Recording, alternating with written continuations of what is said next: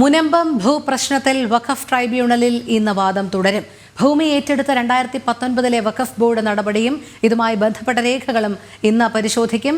അനഘ ഹർഷൻ ചേരുന്നു. അനഘ, വിവരങ്ങൾ.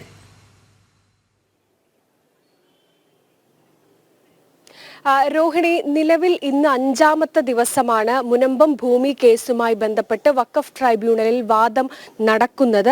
ആദ്യ ദിവസം ഈ വഖഫ് ട്രൈബ്യൂണൽ പ്രധാനമായും പരിശോധിച്ചിരുന്നത് ഈ മുനമ്പം ഭൂമിയുമായി ബന്ധപ്പെട്ട ആധാരം, അതായത് സത്താർ സെട്ട് ഈ ഫറൂഖ് കോളേജിന് ഈ കൈമാറിയ ആധാരം, ആ ആധാരമായിരുന്നു ആദ്യ ദിവസം വഖഫ് ട്രിബ്യൂണൽ പരിശോധിച്ചിരുന്നത്.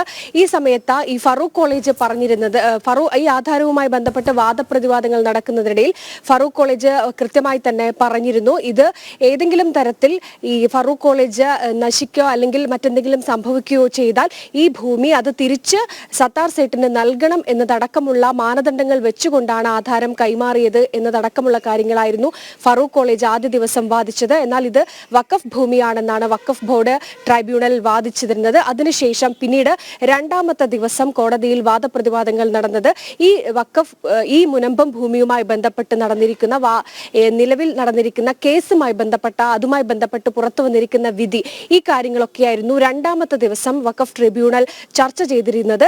എന്നാൽ നിലവിൽ ഇന്ന് പ്രധാനമായും ഈ വഖഫ് ട്രിബ്യൂണൽ പരിശോധിക്കുന്നത് ഇത് വഖഫ് ഭൂമിയാണോ അല്ലെങ്കിൽ ഇത് ഈ സത്താർ സേട്ട് അല്ലെങ്കിൽ ഇത് ദാനമായി ഫറൂഖ് കോളേജിന് കൊടുത്ത ഭൂമിയാണോ, ഈ 2 കാര്യങ്ങളാണ് ഇന്ന് പ്രധാനമായും കോടതി പരിശോധിക്കുക.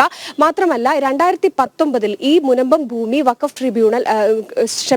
ഈ വഖഫ് ബോർഡ് അത് രജിസ്റ്റർ ചെയ്തിരുന്നു. ഈ രജിസ്റ്റർ ചെയ്തത് റദ്ദാക്കണമെന്നാവശ്യപ്പെട്ടുകൊണ്ടാണ് ഈ ഫറൂഖ് കോളേജ് വഖഫ് ട്രിബ്യൂണലിനെ സമീപിച്ചത്. ഇതുമായി ബന്ധപ്പെട്ടാണ് ഇപ്പോൾ വാദപ്രതിവാദങ്ങൾ നടന്നുകൊണ്ടിരിക്കുന്നത്. ഇന്ന് എന്തായാലും കോടതി പ്രധാനമായും പരിശോധിക്കുന്നത് ഇത് വഖഫ് ഭൂമിയാണോ, അല്ലെങ്കിൽ ഇത് ദാനമായി നൽകിയ ഭൂമിയാണോ, അതാണ് ഇന്ന് കൃത്യമായി പരിശോധിക്കുന്നത്. പക്ഷേ ഈ വിഷയവുമായി ബന്ധപ്പെട്ട് ഹൈക്കോടതി സ്റ്റേ ചെയ്തിരിക്കുന്ന ഒരു സാഹചര്യമുണ്ട്. അതുകൊണ്ട് തന്നെ ഈ വഖഫ് ട്രിബ്യൂണലിന്റെ അന്തിമ വിധി എന്തായിരിക്കും എന്നതിൽ ഈ ട്രിബ്യൂണൽ ജഡ്ജി ആയിരിക്കുന്ന രാജൻ തട്ടിലിന്റെ വിധി, നിലപാട് അത് നിർണായകമായിരിക്കും. എന്തായാലും ഇന്ന് 11 മണിയോട് കൂടിയാണ് ഈ വാദം കോഴിക്കോട്ടെ വഖഫ് ട്രിബ്യൂണലിൽ തുടരുക. രോഹിണി. ശരി, അനഘ ഹർഷനാണ് വിവരങ്ങൾ നൽകിയത്.